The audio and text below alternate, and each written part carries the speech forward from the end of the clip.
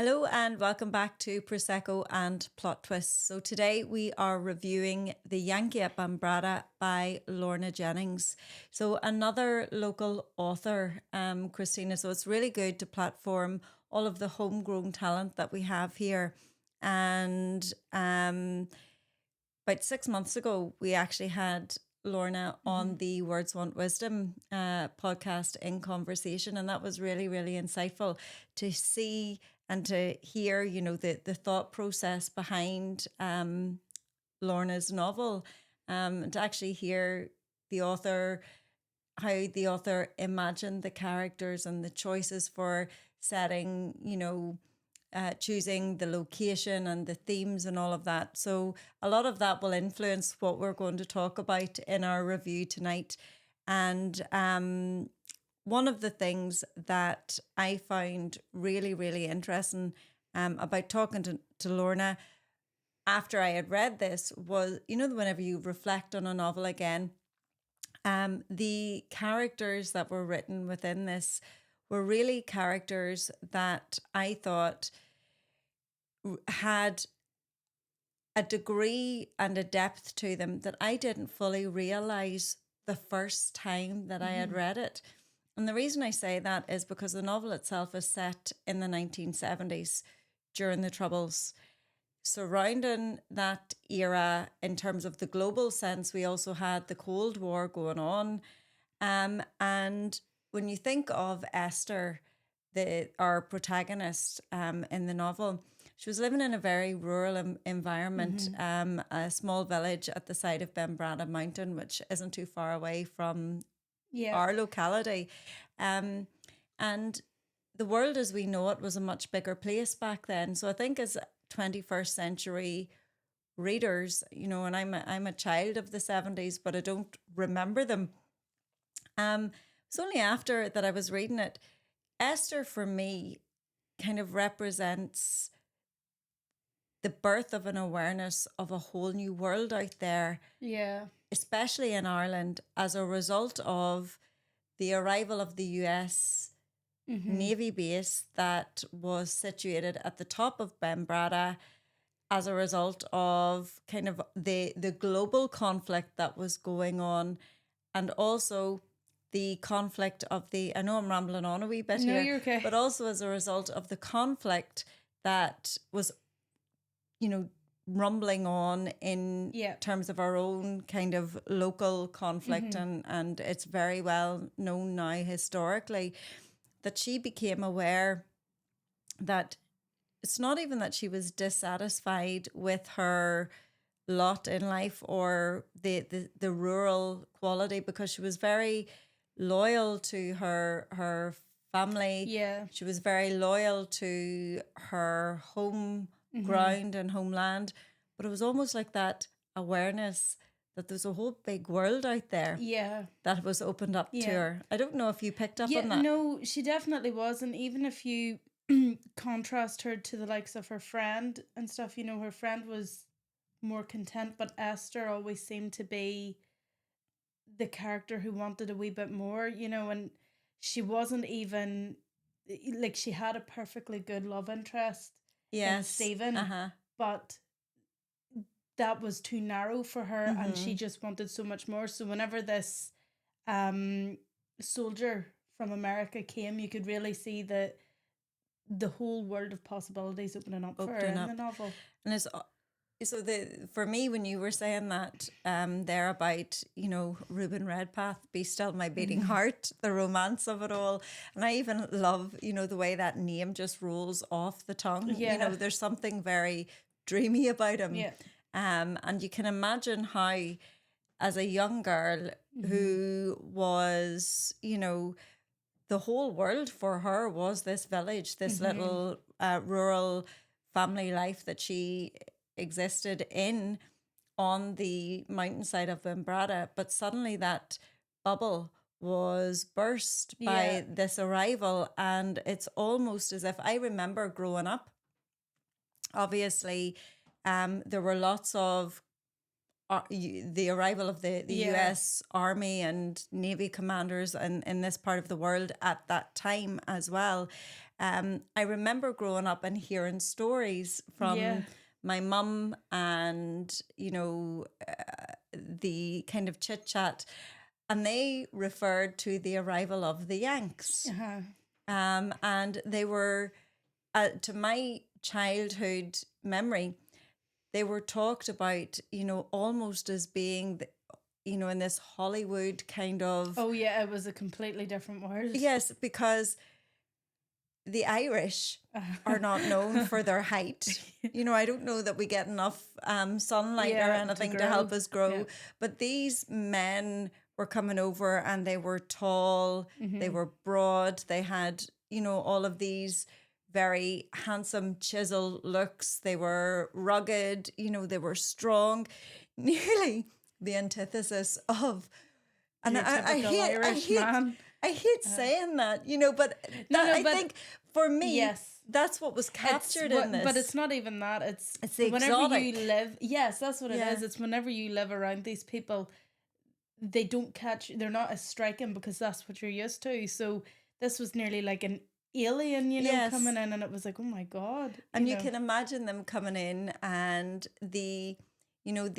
I suppose the conflict that's written in here, because they were very much treated as outsiders and as, they were alien, as you've mentioned that to the situation, but it was much more complex than a resentment of them simply for being outsiders. They were coming into a land that was riddled in conflict, of the conflict of sectarianism, and then to add insult to injury, all of the women folk were throwing themselves at their feet. You can imagine if you were young, you'd be pretty annoyed. You would be, and just to bring it back to what you were saying there about Esther and Stephen, she was never mean to him, because you always got the sense that she.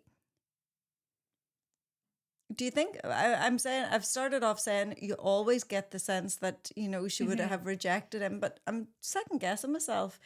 Had Reuben not come into her life, had this US Army base not arrived, I feel like Stephen was nearly like, he nearly personified her sense of duty to her family. Like this was the man that her family approved for her to marry. This was the man that was going to give her that easy life. This was the man that was going to ensure that she had a stable life, and I feel like if Reuben hadn't came into the mix, and we did actually see that later in the novel. But that's what I was just going to say, because I'm conscious as well. You don't want to give, because there's so many plot twists away. So, needless to say, her parents were unhappy with the relationship and the love interest, and they very firmly rejected him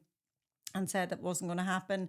And you could see that struggle, that conflict there, the interpersonal conflict in family as well. Yeah. And I remember saying that to Lorna at the time, like there was a triad of conflict. You had the Troubles, you had the global war, and then you had the familial conflict. And even within that familial conflict, she had captured the essence of, because Esther came from a very unusual family type. Yeah. Where one parent was Roman Catholic and the other parent was from the Protestant community, which at that time was so, that was flying in the face of convention. It was almost taboo. And I feel like as well, we were saying about Esther's parents being very against Reuben. I feel like, and yourself as a parent, you just want what's best for your children. You want them to make the best start in life, the easiest start for themselves without putting obstacles that don't need to be there. So I feel like them pushing her to Stephen wasn't, like, for Esther, it was the worst thing in the world.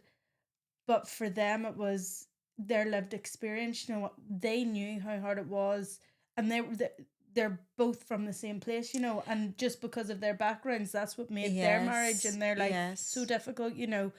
Um, and for Esther to even think about being with this American man, you know, it just was.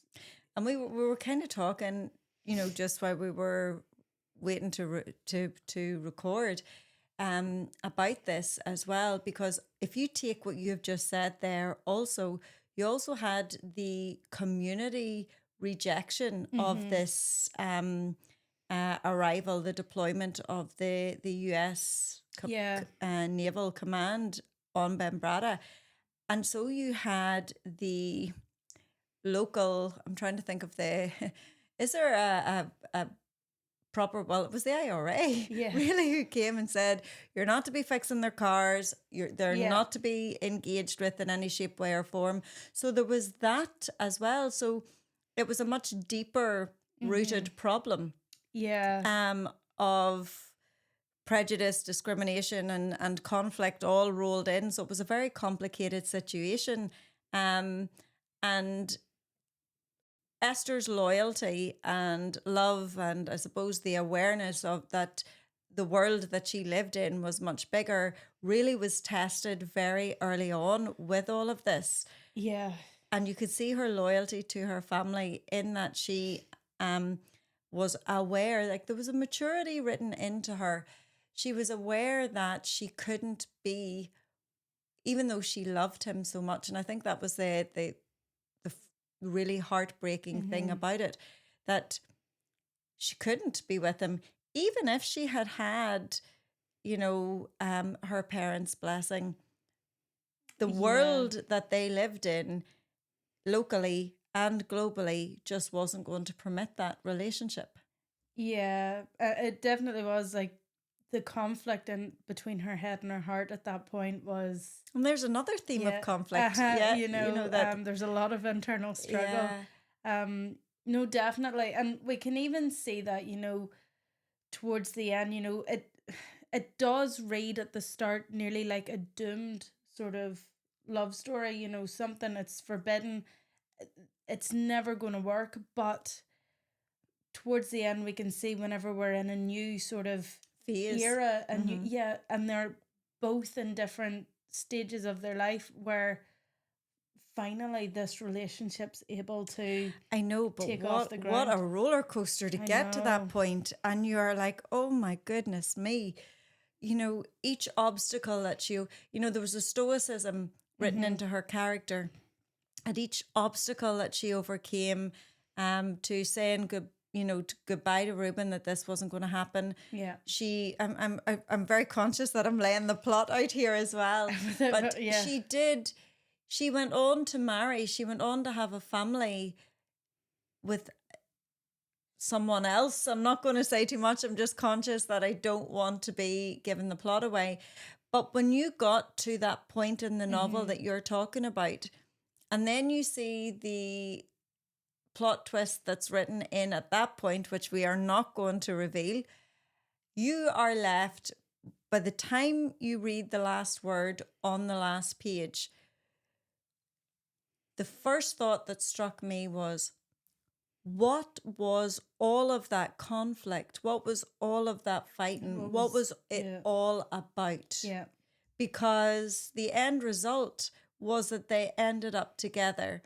And I felt like they would have had a much more content, happier life without that, you know? Yeah, I know. It just shows the tragedy of conflict. And we never learn. Yeah, and it reminds you as well, like, I know this is a work of fiction, but the historical context was a very real thing, and there were real people like that are. That's one thing that, you know, from talking to Lorna on the other podcast, you know, she shared her life experience growing up at that time. And each person who lived through that has a story to tell, has an experience. And so there's this is like a little patchwork of the experiences of, you know, the many people, the many identities, the many cultures that were here. Yeah. It really was. The other thing that I want to say is the setting. Yeah. Oh, how beautiful.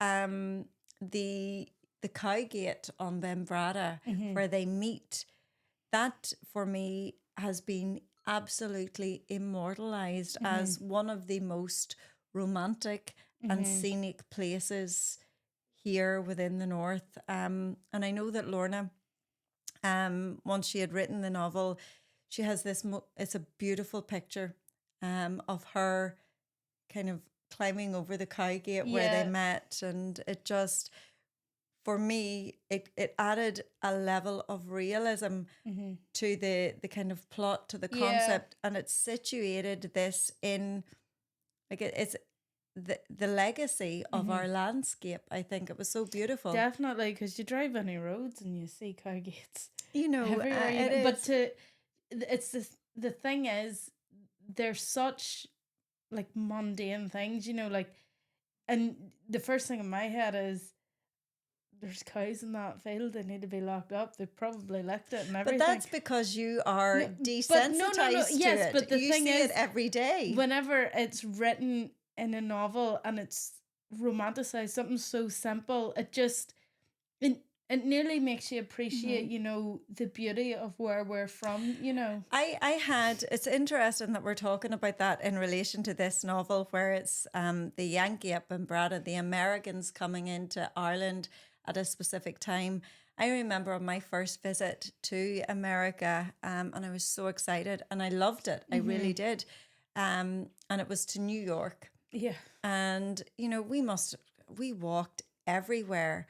And, you know, there was always something to do, and there was a level of activity before that I had never, ever experienced. Culturally, I was not ready for that. I came home and I would have needed a week to recover because the pace of life here I thought was fast. But being in New York City, the speed of it was off. It never stops. It was just, I was going to use the word awful there, but it's not even that it was awful. It was relentless. Yeah. But when I came home, I had a renewed appreciation for where I lived, because every time I wanted to see the sky, I looked up when I was in New York.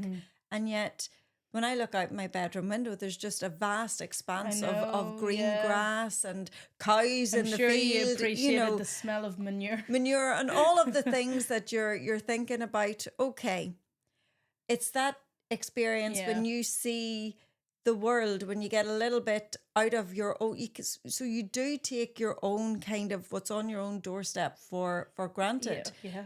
And the novel in the setting here reminded me of just how beautiful the landscape that we live in. Bendradagh is just, you know, it's Dungiven, and it's just absolutely stunning in terms of the setting.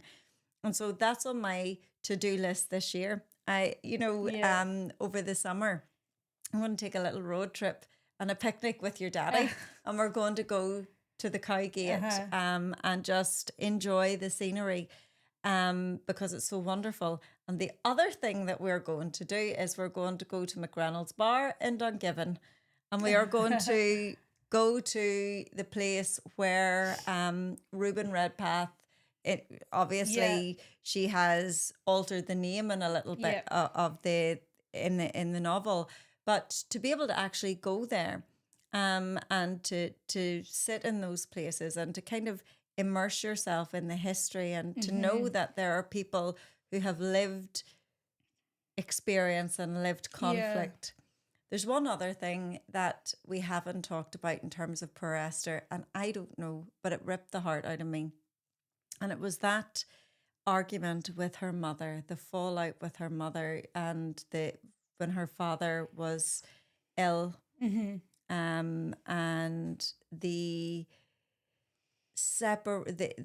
fact that because they had been kind of torn apart from each other and separated as a result. And I find that really hard to read as a mommy, because I I'm desperate for always putting myself Into in the heart of it. yeah. You know, I'm in everything but the crib in my head. But you always do that. And you just, again, to think of the ripple effect of all of everything else that was going on, it actually fractured. And now it didn't destroy their relationship, but it actually caused such a hurt and such a profound separation that I was just, you know, I was crying a wee bit. Yeah. I did. I teared up. I think though, as well, I feel like the relationship between a mother and daughter, and we have kind of- experience. yeah. I'm actually nervous as to what you're going to say now. No. It definitely has its moments. Like, I'm not going to Wash say your mouth out. No. That's not what I'm trying to say. There's but been many a moment. The only person, and I'm sure this isn't the case for all scenarios, but the only person that I found that I could fight with and never fear that I wouldn't be loved or welcomed back again. Is it yours truly? No, I was it going to me? say my sister. I'm only joking. Is my mama. Well, we don't want to test that theory after that. But I think there was an element of realism there as well. You know, like a mother and a daughter. You know, and there's a wee bit of, I found I could resonate with Esther and my how headstrong I was and stuff. You know, and you were headstrong. The You mother, definitely were. the mother who only wanted the best for me, and I think that's true of that kind of it's like a two-way tug of war, because you're trying to be independent and I'm having to kind of let go and let you do it's that a struggle, but to keep the bumpers on until you kind of find your feet. And it's that thing as well, like, as much as I hate to say it, your mother always knows best. You know? I am so glad we have this on camera, because that is going to be my new ringtone. It definitely is. Yeah, so I thoroughly enjoyed this. It was a roller coaster of emotion, and I'm very conscious that I don't want to. There's a lot of spoil. things. Yeah, there's so many things that happen here that you're thinking, oh my goodness. On top with that, there were so many things that were beyond Esther's control. Yeah. Especially in terms of the, her child and all of that, that when you begin to look at those things that were beyond her control, the things that could have been avoided, you just kept thinking, why, and that is the overriding thought, I think, at the end of it. What was the point? What was it all for? We are all... Just live your life. Do you know, like, live your best life and your most true life. Yes, and listen to your mummy. Listen to your mummy, but as Esther shows, within reason. Within reason. Within reason, yeah. It's true love. It's true love. Don't let anything hold you back, especially your mummy. No matter how hard she tries. But to bring it back to the novel, I do think that we're so lucky that we have so many wonderful talents homegrown here in Northern Ireland. And Lorna is just superb. And she's just such a lovely person as well. She really, really is. And I know that when I was chatting to her as well, and it was something that I had picked up on as I was reading structurally, and it was kind of almost Steinbeck-esque, which is ironic given the fact that he's an American author, that it was almost nearly like the series of events read very much, the way like a scene in a play. The way Steinbeck, he has his, setting, it takes place, each chapter is like a scene in a play. Yeah.